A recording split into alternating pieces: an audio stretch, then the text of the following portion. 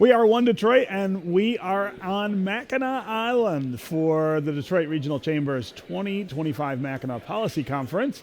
This year's focus is on Michigan's equation for impact. Just ahead, we're going to bring you some of the conversations on the island about the vision and tools needed to move the state forward. Stay right where you are. A special hour-long One Detroit starts right now.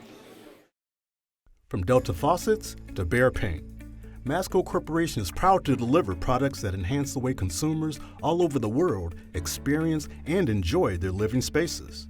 Masco, serving Michigan communities since 1929. Support also provided by the Cynthia and Edsel Ford Fund for Journalism at Detroit PBS.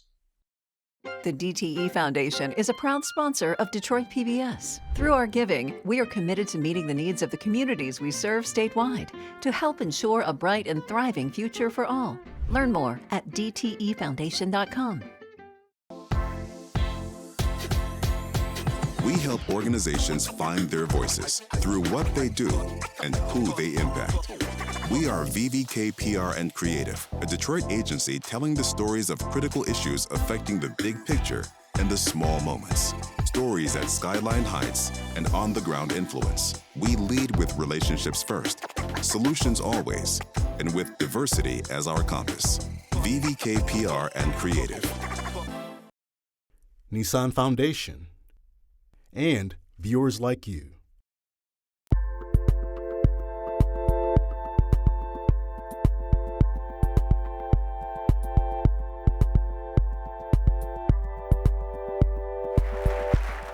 When you take good people out of a bad system, turnarounds happen a lot faster than you expect. I think the momentum and sort of the movement that's happening overall in women's sports, the time is now. I'm convinced we have two capable leaders who are focused on generating the strongest economies that America and Canada have ever experienced. We can do hard things. To succeed, you gotta be willing to work with people you disagree with about most things, to find what you can do together. It's the harder path to take in the moment, but it's always the right one. Business, education, and community leaders, along with government officials, have come together once again for the Detroit Regional Chamber's Mackinac Policy Conference. Welcome to this special edition of One Detroit. I'm Stephen Henderson, a One Detroit contributor and the host of American Black Journal. We are coming to you from the Grand Hotel on Mackinac Island. This is our 15th year bringing you coverage from this event, from the conference sessions to the conversations that took place here at the Detroit PBS desk. Over the next hour, we're going to share some of the highlights. We're going to hear from Detroit Mayor Mike Duggan as he prepares to leave office at the end of the year. Plus, Governor Gretchen Whitmer is going to talk about Michigan's future. Also ahead, a conversation with the U.S. Ambassador to Canada, Pete Hoekstra. Plus, we'll examine the connection between school, truancy, and mental health. And we'll hear from the group that is hoping to bring the WNBA back to Detroit. That's all coming up. But first, I'm joined by One Detroit contributors, Nolan Finley, the editorial page editor at the Detroit News, and Zoe Clark. She is the political director for Michigan Public. Guys, 15 years we've been doing this. That's a long time. And don't look a day over it. That's right. All right, so let's start with what we feel is kind of happening at the conference. The vision for the theme here this year was a little less specific than it has been in recent years. So what does it mean, and what are we actually getting done? I don't know what what is it, equation for impact. Yeah, I don't know what it means, but I do know there's a lot of politicking going on. Yeah. So I would it's an election year in Detroit, and an there's election one year next year, so that's the perpetual campaign. Yeah. But I think that's the predominant theme here. That's what people are talking about. You don't hear people talking about, oh gosh, how do we fix the schools? What are we going to do about infrastructure or tariffs? The conversation in the small groups all over the porch and in the parlor is about, who do you like for governor? Yeah. You think this guy or that woman, they got a chance in the election. So, I mean, I can't imagine what next year is going to be like. That disconnection of policy from politics is different up here. But it's not necessarily different in our politics, I guess. No, I mean, like, let's be honest. You can't take the politics out of Mackinac Island, whether it is an odd year or an even, election year. So I'm going to yes and Nolan. I absolutely think because when you have a group of elected officials, you are going to talk about, who is up, who is down. We have new polling from the chamber that came out this week as well. But what I'm really noticing in my conversations this week is just this level of uncertainty and unpredictability about the economy, whether we're talking about the national economy or more specifically the Michigan economy. And I think why that's coming up is because we're surrounded by a lot of business leaders, and business leaders like predictability. Somebody I was talking to was talking about going to Washington to lobby one of our elected officials in one of the office buildings, and that the line outside was like 50 people deep. Now, that is not something you actually see in Washington very frequently. But this person was saying, look, we feel like we're a little on our own. We need help.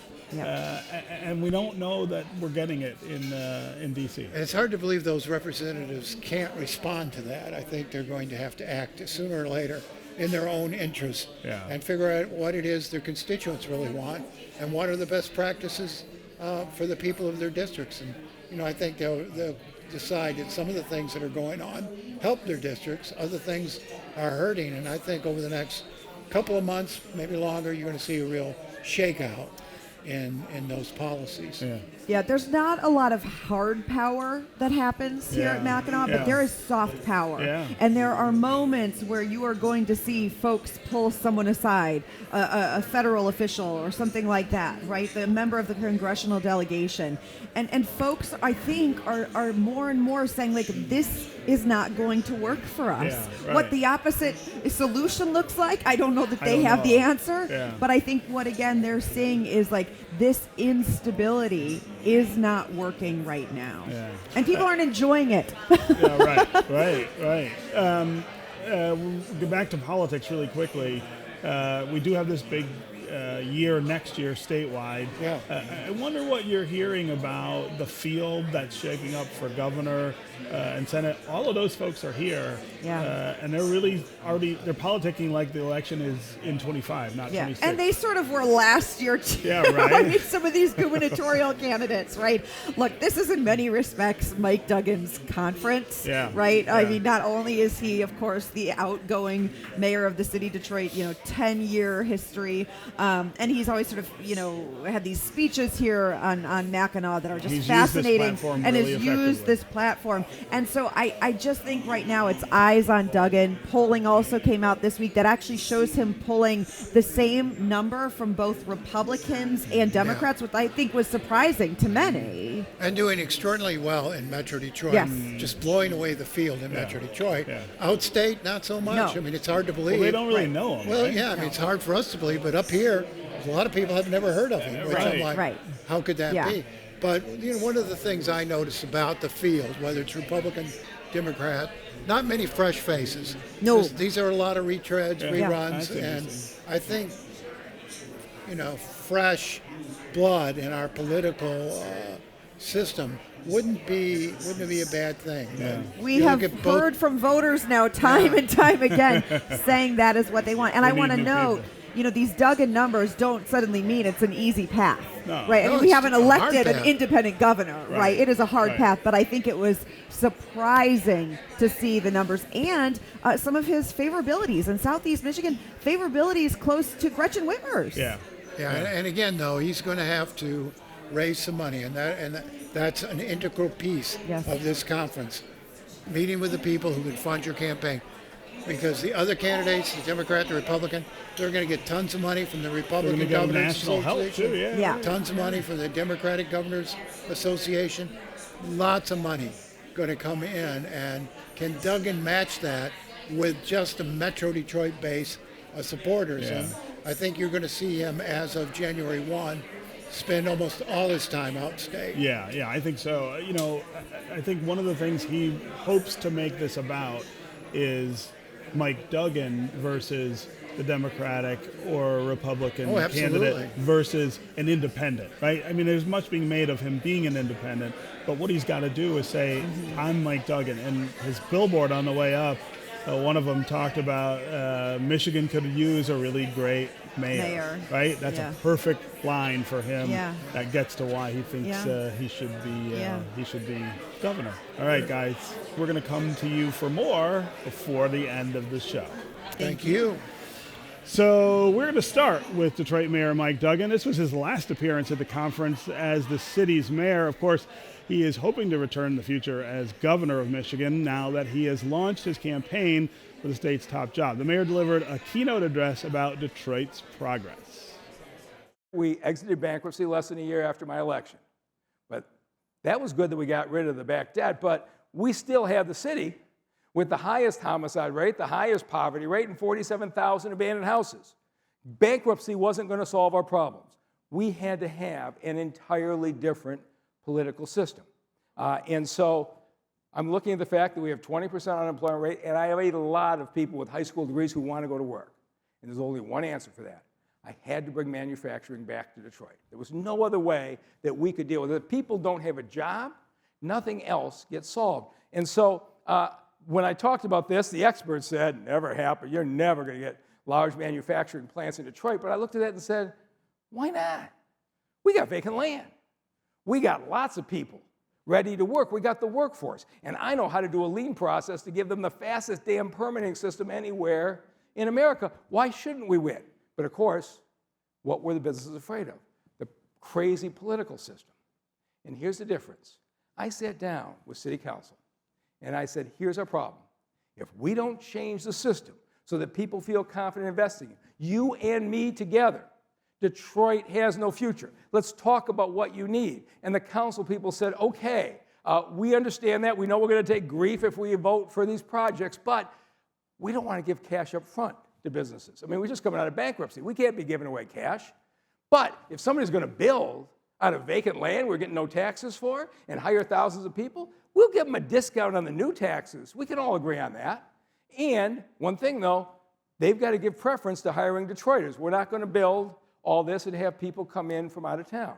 And I said to the council people, each one 9 at a time, okay, I'm going to start landing these deals. You should scrutinize them and make sure they make these provisions. But if they do this, are you prepared to take the grief and vote for them? And I will, to my last day, give city council credit because they're the ones in those meetings who are taking the grief. But here's what we did. We said to everybody here, we'll make our land available. We won't give you the cash up front. We will give you the discounts. You are going to have the easiest permitting process anywhere in America, and we will send you a workforce, and you got to interview our folks first. If you do that, come here. If you don't, don't. Very simple. Don't waste your time. And so took the land, marketed it, and sure enough, Shad Khan and Flexengate comes in and builds the first new auto plant in 20 years. All right?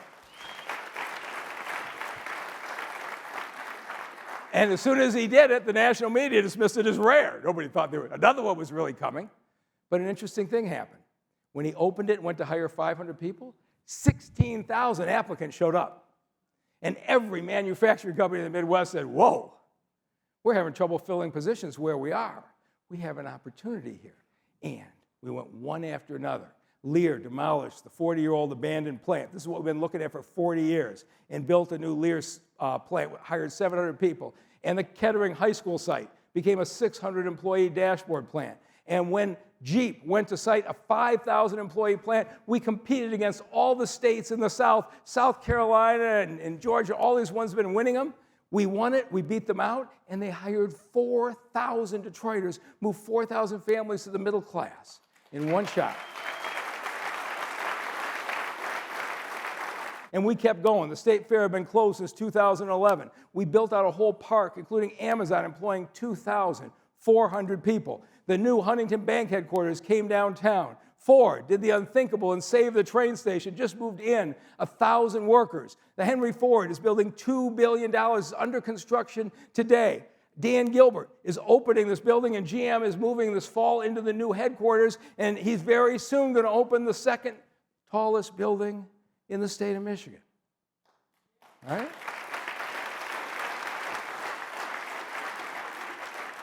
When you take good people out of a bad system, turnarounds happen a lot faster than you expect. One of the top priorities for the state is attracting and retaining talent. We've been talking about it for decades, in fact. Michigan's first ever Chief Growth Officer, Hillary Doe, has been focused on this goal ever since she was appointed by Governor Gretchen Whitmer in 2023. It's also a challenge that cities like Grand Rapids are hoping to solve. There's frankly a lot of good news to announce in the last couple years. It's been really exciting to see. Last year we saw 65+% of Michigan counties grow, which is wonderful to see. And I'd say more importantly, our young adult population also is growing, which is really exciting to see, or more importantly, accelerating faster than 45 other states. So that's wonderful news, in part because of regions like Grand Rapids, but also our northern communities, Traverse City, Detroit. So it's been great to see. And to help ensure that we can continue that growth, we created Make My Home, which is a first of its kind, first in the nation program that allows our local communities to apply and create really tailored talent attraction and retention programs.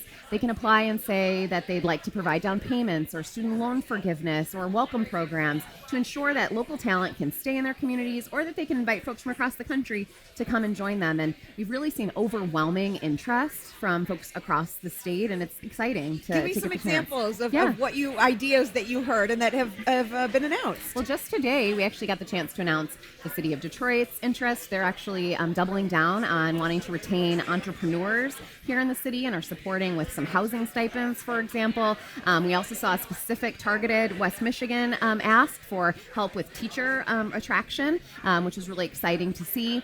So it's really varied and very regionally specific. And, we looked at retention programs across the country to really analyze what will work. And the truth is, what works for Marquette and Traverse City will be different than Grand Rapids and Detroit. So this is intended to be locally driven, and I think that's what will make it successful here in Michigan. Well, let's turn to the west side of the state and what is working for Grand Rapids, because many folks would say that the Grand Rapids region and the growth is a success story in the state of Michigan. Rick, what are the tools, right, that are in your toolbox right now that you are seeing that is helping the region grow?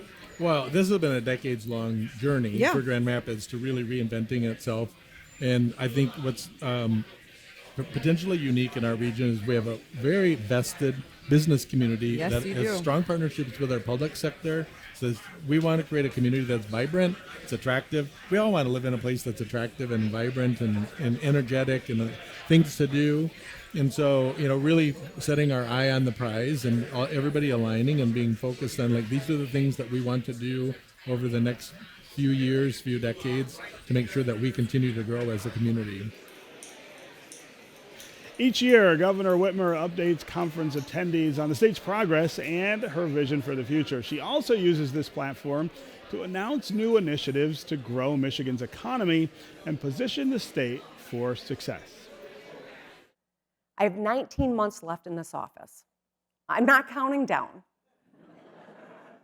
It really is the best job in the world. I go to work every day to make the place that I love most in the world a little bit better. And as I think about how best to use the time that I have left, I want to lay out a few more hard things we got to do together. So let's start with our children. I believe that every child deserves access to a high-quality public education from pre-K through post-secondary.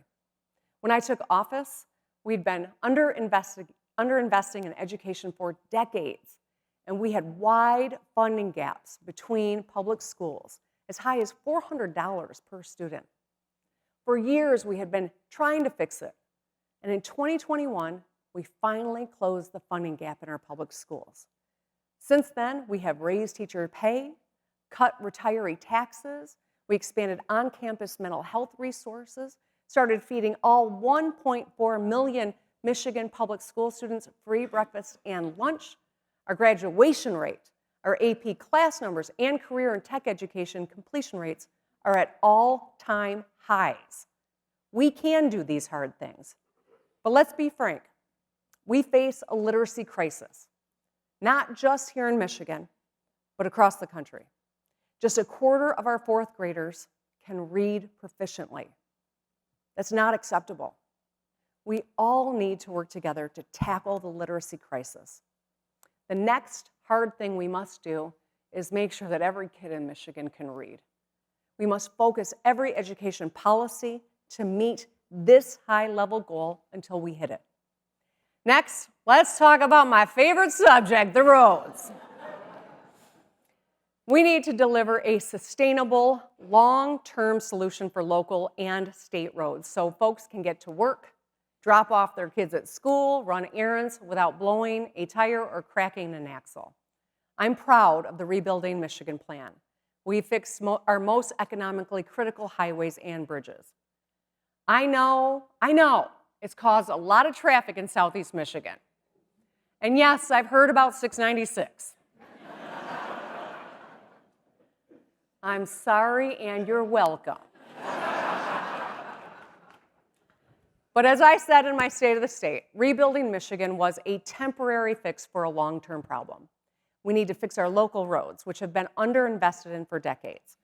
I'm grateful for the engagement on this issue all year long by members in the legislature of both parties. We're inching closer to a deal, but we're going to have to compromise to get this done right. And finally, let's talk about our ongoing efforts to bring more advanced manufacturing to Michigan. In just the last few years, we've secured projects across the state in several key industries, but I want to focus on semiconductor chips. We've all seen the devastating consequence of what a global shortage of chips can do. It forced our automakers to buy up parking lots and fill them with almost done cars awaiting chips. It jacked up prices on phones and computers and appliances. In the decade ahead, being able to, well, in the decades, this is a long-term play. Being able to make chips top to bottom in America will allow us to stay on the cutting edge of AI. Whoever dominates this technology from design to production will win the 21st century. Education is key to Michigan's future, and improving the outcomes for K-12 students includes addressing issues like truancy. Missing school affects a child's academic performance, well-being, and overall development. A panel of experts spoke with us about the connection between truancy and mental health. What is the most significant mental health challenge that is contributing to truancy right now in the state? I think some of what happened during the pandemic and kids being away from school for so long contributed to that. We also have a lot of families that we work with, single-parent homes where there's not a lot of structure in the home, and that makes it difficult to reinforce the kids going to school. But we do have a program, youth assistance program, and multiple nonprofits in Wayne County have this program where we focus on kids when there are issues like truancy or other at-risk factors and try to make sure that they're attending regularly and follow up with their families and provide all kinds of other supportive services. So we believe children need to be in school and they need to be able to and ready to learn. And of course, so does the superintendent. And you're doing some work within the district, Dr. Vitti. How are you thinking about and addressing the mental health challenges that we're seeing that are just contributing to students simply not showing up to school? Yeah, well, when you think of when I think about some of the greatest challenges that we have as a school district, it's chronic absenteeism certainly toward the top. It's sort of cliche, if you're not at school, you can't learn. But when you just look at our students and the data, when students miss 18 or fewer days of school, they're 3 to 5 times more likely to be at above grade level in reading, math, or to be college ready. So we know that we're doing the right things in the classroom, and it's been a journey in improving systems, processes, recruiting, retaining teachers, but we're doing all that much better. We just have to have the kids show up more. So one of the main reasons, as you've already indicated, is mental health. So as a district, we've done a lot, and I think we're really leading in a lot of different ways across Michigan in what we're doing with our students.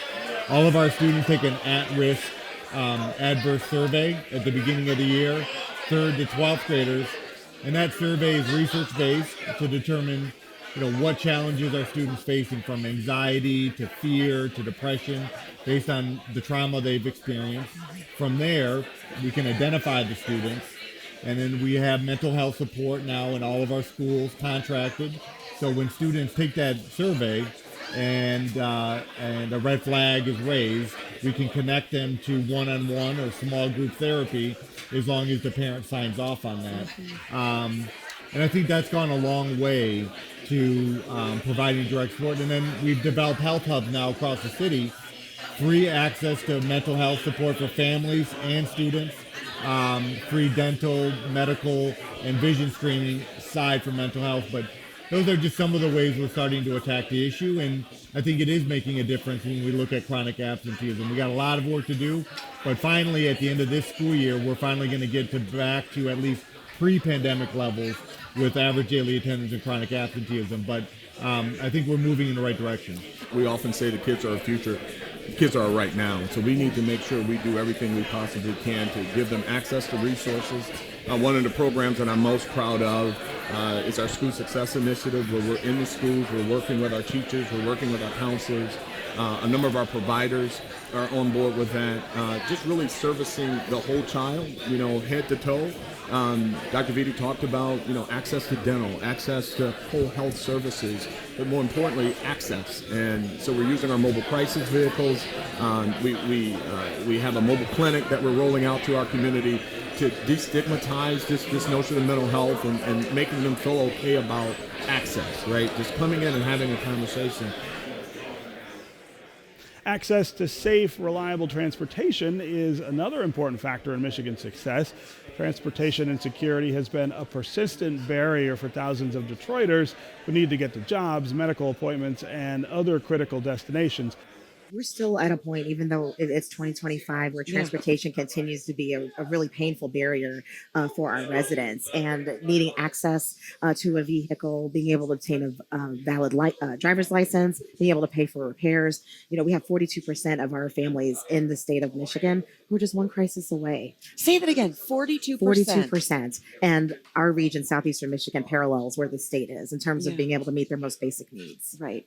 And Ed, explain what that looks like on the ground, right? Because we can put out sort of the data and the numbers, but how does that affect someone's daily life? And then just sort of, solutions for this state as we're trying to move the state forward. Think about it. You get up to go to work in the morning and all of a sudden, your car breaks down, for example, right? And how do you get to work? How do you go get groceries? How do you get your kids to school? How do you get these life events, right? Get through the day. And so we're excited to support and partner the United Way with Ride United to really help when those issues do come up. So when there's that opportunity or that opportunity to help someone that needs a ride to get to a job interview, to get a job even. Well, that's what I'm curious about from sort of Bank of America's perspective. And I don't want to say it's all just, the economy for you and finances, but it is an economic issue for the state. 1,000% it is. And it's really a tough economic issue to solve because you got to figure out a way to get people the transportation they need to get to their livelihood, to take care of their family, to get to food, access, etc. So this is a unique opportunity to really help out with a great program with the United Way and really help people. I think we've helped over 130,000 people. We have, that's how many rides we've given. But we've actually helped over 4,000 people now. Okay. But we have a number of folks who come repeatedly getting those rides. They're referred from our social navigators and we're helping them. We have 100 people now who have obtained those, 175, who've gotten those driver's licenses. Well, so fill us in. That's exactly where I wanted to go next because you really, we can all sit around here and state the problem, but you two are working on solutions. Tell us a little bit about what you're doing and how it's working. Doctor, I'll start with you. So Bank of America has been a strong partner of United Way for decades now, and Ed has actually been on our board for 13 years. And the investments really are focused on economic mobility and making sure people have access, again, to getting out of crisis and being able to be more stable and finally being on a road for prosperity. And that's what Ride United allows us to be able to do.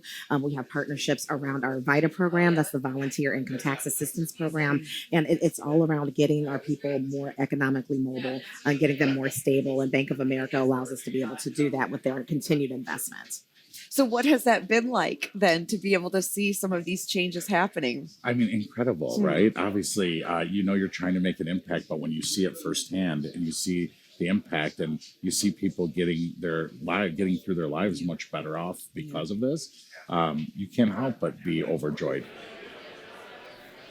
There have been conversations on the island about the new policies and changes coming out of Washington, D.C. A few members of Michigan's congressional delegation sat down for a discussion about the current political climate.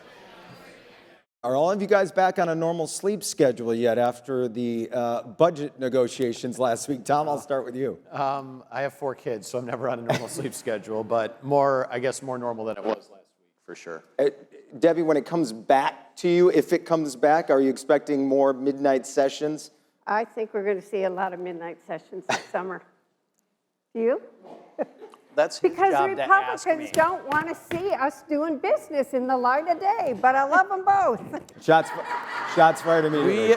We passed this bill And at here 7 we go. o'clock in the morning. And I don't know, in Michigan it gets light out by like 6 a.m. this time of year, so we were in perfect broad daylight. So. It's just what we did in the middle of the night. In the Army, we got up at like 4 a.m.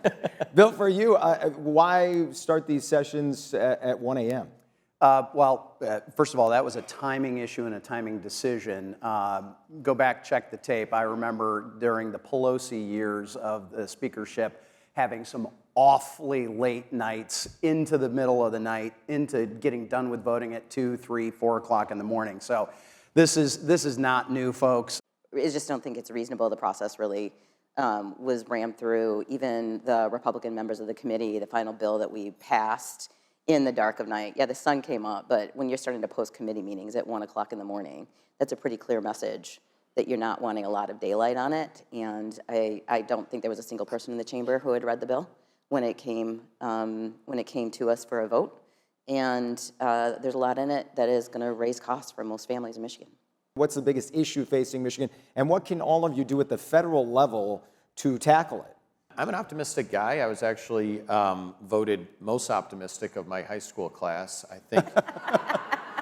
And I think that's because I thought it was the Lions' year every year. And it is this year, though, baby. It is this year. See, you know, Finally, you are the most optimistic. Yeah, you can start guy. a Jared Goff chant anytime, right? But I remain optimistic about it. I think we got the great, the fundamental points of what we need to grow our economy. We've got a workforce. We need to grow that and develop that. And you look at the fundamental things that business leaders look at for where they're going to grow and expand their operations. They look at talent and workforce as their number one and number two, probably combined, basically are a number one consideration. They look at infrastructure. We need to improve that. I'm proud and thankful to serve on the Transportation Infrastructure Committee with Representative McDonald Rivet. We got a Coast Guard ice cutter approved in this reconciliation process for the Great Lakes, so that's going to be another improvement and advancement that we have. That's another big win for our region, for our state. And we have to look at what those fundamentals are. Instead of trying to jump the shark with the new thing every time, what if we just get back to the basics and look at energy costs, infrastructure, talent development, our education pipeline, and those things that are disciplined, and you need to do them, and I think that will naturally lead to better economic opportunity for our state. I feel like I've spent my entire career working on the child care problem, but I hear it really, Michigan's lost 40% of our child care capacity in the last 10 years. It is an emerging economic crisis to be able to, and child care costs are somewhere generally between $12,000 and $14,000 a kid. Yeah. So we just have to make it, there's a lot of work that needs to be done. But I'm working on a bill with a Republican member to be able to make on the affordability issue, being able to use 529s to help pay for child care expenses. So that I think is incredibly important, and we have and something that we all kind of agree on. We have to figure out this child care issue. I think a lot of people don't even understand the unintended consequences of what's happening. And I know my colleagues join me. These two are friends. Tom and I are working on veterans together. I've got to make sure that our VA hospitals still have the doctors and nurses and our veterans can get care. And I know that everybody here does. I found out last Friday that many of our Head Start programs may have been shutting down on Friday if they didn't hear about their funding. Well, sometimes it's finding the right person to help you. So thankfully, yesterday we got calls to every Head Start agency that was going to be impacted because I found the right person at HHS. But our universities and the research and the scientific grants and the kind of generational research that's going on, making sure that everybody has access to clean, affordable water is a basic human right. We all celebrated Flint being taken off that list, but I still want to get the lead out of every pipe in America. And I could go with 20 more. It's not a dull time. The cuts in federal funding are beginning to have a real impact here in Michigan. The leaders of 3 local organizations spoke with us about how it's affecting their programs and their services. The cuts are deep. It's not something that you can just forego easily and have a plan B, right? And we're talking about cuts that impact Medicaid, right? And I don't think people understand what Medicaid funds as well. It's not just health, right? It's people's well-being, it's housing, it's the whole social determinants of health that are impacted. So an organization like Samaritas, who is serving 38,000 people a year, and a good portion of them are receiving that kind of funding, that's going to be significant in terms of their well-being, their ability to thrive, the amount of housing that we know we're already in a crisis. We don't have enough. Right. And these kind of cuts are not going to help that in any way, shape, or form. Our commitment at Michigan Medicine is, of course, to take care of our patients regardless of their ability to pay. But the reality is, coverage matters. It matters in terms of being able to access all the services that patients and communities need, from primary care to behavioral health, as I mentioned, in pediatrics. And absent continuity of coverage, people won't seek care now. And we know, as we talked about, understanding the implications of that can only emerge fully with time. We may see more use of emergency departments that may be more difficult for families and more expensive. We may see avoidance of preventive care that leads to more challenging health outcomes in the future. So it is difficult to predict the exact impact and what it will mean for patients and communities and their behaviors. But at that moment, when you have a healthcare need and we're at our most vulnerable, we have to be at our strongest together in ensuring that we have the right access to the right care. At the heart of what nonprofits do, these are community-based organizations. We're there to serve community. We are community. And so anything that does not put resources into local communities becomes really problematic, and certainly becomes problematic when there's not nonprofits that are there to provide those supports. So a lot of the cuts and the things that are happening are of great concern to us for communities all over Michigan, our rural, our urban, and really it's going to be our rural communities that are likely to be impacted the most, right? Because in some communities, those are core centers, right? Somebody can go to one nonprofit and get access to housing, food, childcare. If those entities have huge cuts in their budgets, that means somebody's got to go miles into the next community before they're able to go to some of those kind of concrete community-based institutions that are there supporting a variety of needs. The Mackinac Policy Conference is known for bringing in prominent national and international speakers. CNN political commentator S.E. Cupp and Black Press USA's White House correspondent April Ryan took part in a discussion on national policy. And Australia's ambassador to the U.S., Kevin Rudd, spoke about foreign relations with Chamber CEO Sandy Burrell. Plus, Pete Hoekstra, the U.S. ambassador to Canada, sat down for a conversation on the main stage. But let's talk a little bit about trade and tariffs. And I know you were explaining about the outright banning of alcohol, and there are some other limitations. You said there would be speed bumps, but you thought we could get past this. Is that a short term or long term? No, I think the president, and from what I'm hearing from my Canadian sources, are that the president and the prime minister would like to get to a resolution sooner rather than later. I mean, when you take a look at all the Michigan jobs that are at stake, American jobs, Canadian jobs, this is not an environment that would be conducive, saying, we can announce at the next Detroit Regional Conference in a year, we can announce the results. It's got to happen quicker than that. There's too much at stake. Again, the president is focused on economic growth and prosperity for the American people, which means engagement with Canada as our number 2 trading partner, and the interrelationships we have on the auto industry, and the interrelationships that we have on energy, we can become the global powerhouse, not a North America, but the global powerhouse to compete with China on autos, to compete with the Middle East on energy. You need energy for AI. If you want to be competitive in AI, you need energy. So you got the whole cabinet working in tandem and making deals and agreements to get America more secure and more prosperous.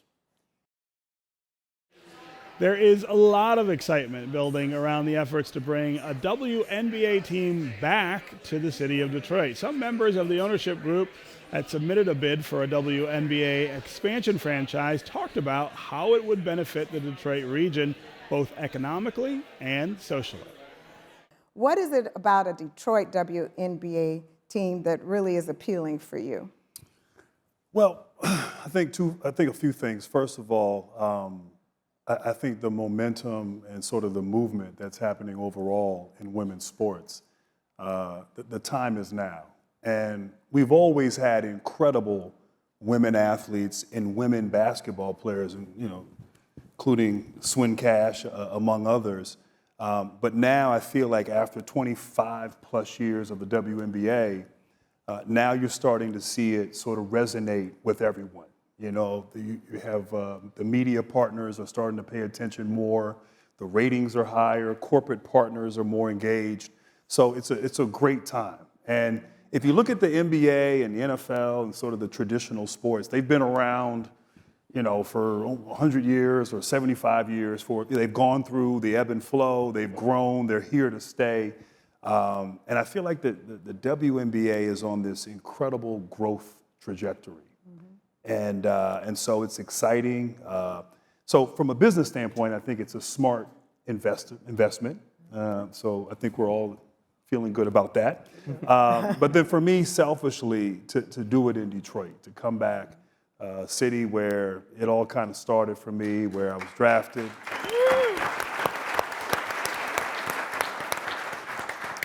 Sandy, you're one of our most dynamic business leaders who happens to be a woman. I'm not going to say our most dynamic women business leaders. Why did you choose to be an equity investor in this effort around women's sports? You think about sports. Sports has always had the power to unite Detroit. And look what happens when our teams are thriving. The restaurants are packed. The streets are alive. The feeling is really electric. And long term, sports plants the seeds that really help young people see new possibilities. And you see additional investment in infrastructure, jobs being created, small businesses, growing up. And the legacy that this has an opportunity to lead is way beyond the scoreboard.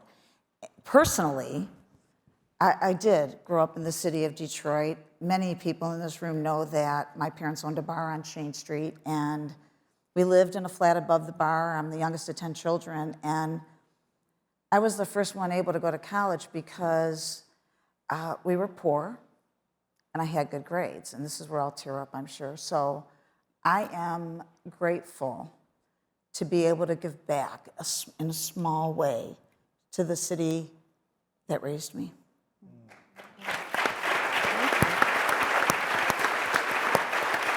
Swin, you were a Detroit Shock and helped lead them to championships. What was your favorite Shock memory? Wow. Obviously, you go to the championships. I think with any athlete, people always think you're going to say the championships. It was never the final championship for me. It was always the journey. I think with your teammates in that locker room, what you build throughout the season, it's what truly, to Sandy's point, galvanizes the city. When you see 21,000 packing out the Palace in Auburn Hills, which still actually holds the record in the WNBA for the most fans ever in a finals game. So. Wow. when you see your team having to move from Auburn Hills and you're in another finals, and then you're at the Joe Louis, and then you're packing that out, and they're trying to find standing room tickets.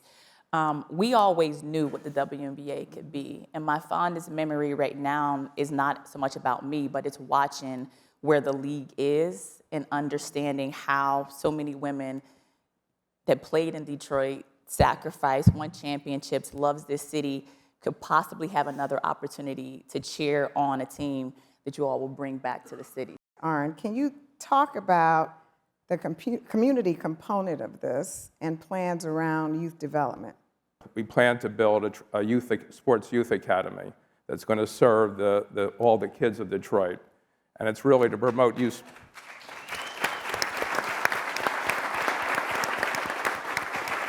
And the idea there is to promote youth sports, to break down barriers to access, which in Detroit there is a lack of quality facilities for all the schools, for junior high schools and for high schools, to field even teams. So to break down barriers to access, and to give every child in Detroit the opportunity to play, compete, no matter their zip code. Earlier this year, Detroit PBS launched its Destination Detroit project. For the next year and beyond, the station is collecting oral histories from the people who migrated to Detroit and Southeast Michigan and helped shape our rich history. The initiative coincides with next year's 250th anniversary of American independence. It really kind of got kicked off from the Henry Louis Gates Great Migrations documentary series. Yeah. And we thought, what better way to tell the story of Detroit, and what better way to honor what is coming up as America 250, our 250th anniversary, than to tell Detroit's story and the story of Southeast Michigan through the lens of all the people that came here, all looking for a better life, all looking to move up that ladder, right? Yeah. And so we enlisted the aid of our friends from the Detroit Historical Museum, my former home, where my teams were located, and to Charles Wright to help us, pull all these people. This is an ambitious undertaking, so we need partners, we need help. The Detroit Historical Society's mission is to tell Detroit stories and why they matter. And, core to that is how people came to be here at all, through immigration and migration. And those stories through oral histories are woven into the fabric of every single exhibit that we put together. And our mission is also not to just tell some of the stories, but all of the stories of people from every background, which, as you said, huge undertaking. It doesn't matter where you came from. If you're here in Detroit, it was your hard work and your grit, everything that goes into telling the quintessential Detroit story that has become, such a part of the fabric of what we are doing. So the Wright Museum, founded now 60 years ago, right? Really traces not just Detroit's history, but the history of African Americans in the United States. And that history is very much so rooted in Detroit. So if you look at the period from 1910 to 1930, at 1910, 6,000 people live in Detroit. In 1930, 120,000 people, primarily African Americans, are living in the city of Detroit, along with several immigrants from other cultures, as we know, right? So the Wright Museum tries to take those stories, and again from a lived perspective, not just something you would read in a book or someone's analysis of the period, but really listens to people who actually were here then, not 1910, but who have lived in the city, worked in the city, and elevates those stories so that we have a complete perspective, I think, of what it meant to be in Detroit, to be from Detroit, and the impact that Detroit has had on the United States. Now let's bring back Nolan Finley and Zoe Clark to talk about what happens after the Mackinac Policy Conference. Guys, normally up here the state budget is a subject that gets bandied about quite a bit.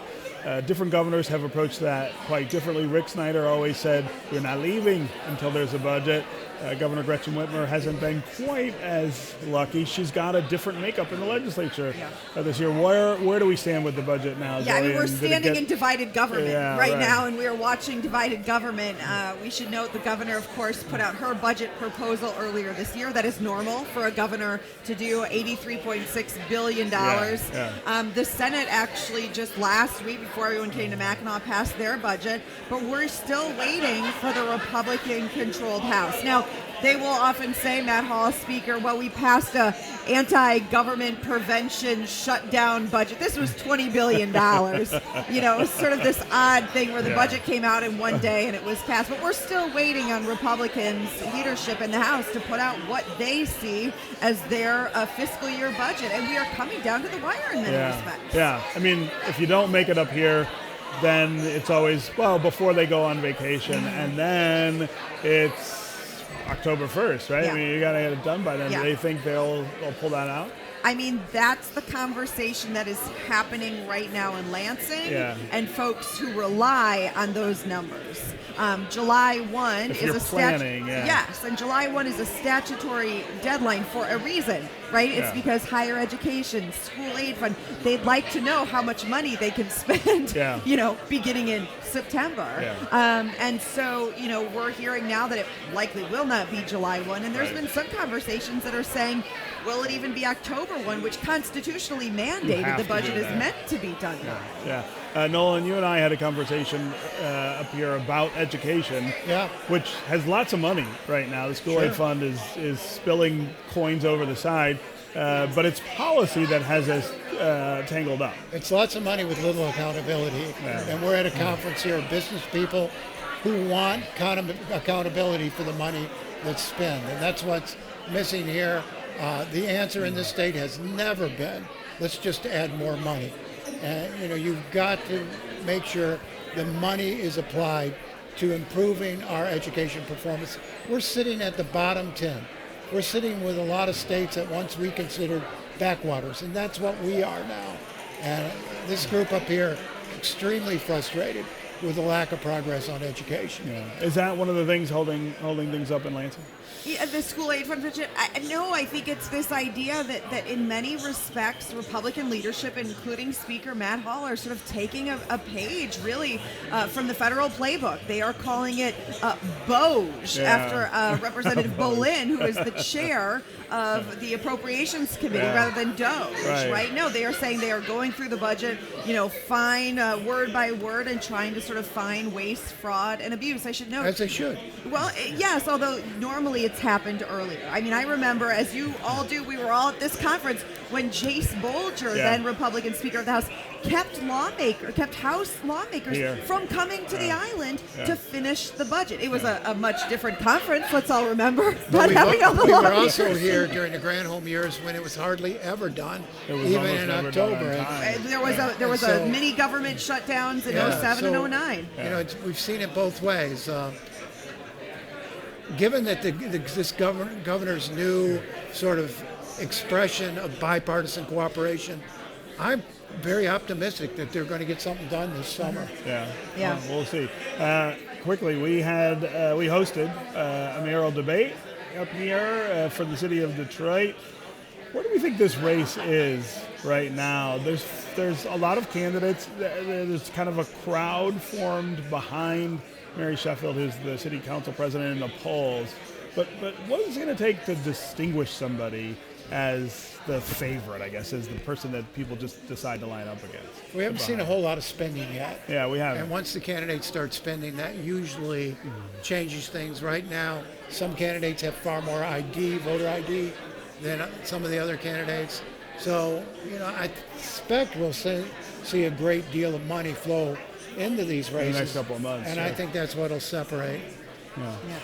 What is the rest of the state thinking or looking at in Detroit? I mean, we're focused on it in the city, but it has an effect on all of Michigan. It certainly has. I mean, and I think it's been so interesting because of term limits, right? There are so many lawmakers in Lansing who have not known or worked with a city that has not been Mike Duggan as mayor. And so it's going to be fascinating to watch what that looks like and what that relationship, because right now, speaking of Matt Hall, the speaker, and the mayor, they have this sort of interesting relationship going on right now. But what was surprising in the chamber poll, 30% of Michigan had not heard of Mike Duggan. Right. And only 9% had any interest in Detroit issues. That break between Detroit and the rest of the state is far more profound than I realized. And it's damaging to both, right? I think so. This is not how we can do it.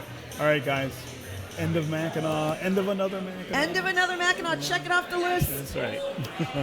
All right, that's going to do it for us here at the 2025 Mackinac Policy Conference. You can see the sessions and all the interviews on demand at onedetroitpbs.org. We want to thank our partners at the Detroit Regional Chamber for hosting this important gathering of decision makers. And as always, Detroit PBS is proud to bring this conference to residents all around the state. Stay with One Detroit for in-depth coverage of the issues that matter to you. From all of us here at Detroit PBS, I'm Stephen Henderson. Take care, and we'll see you next time.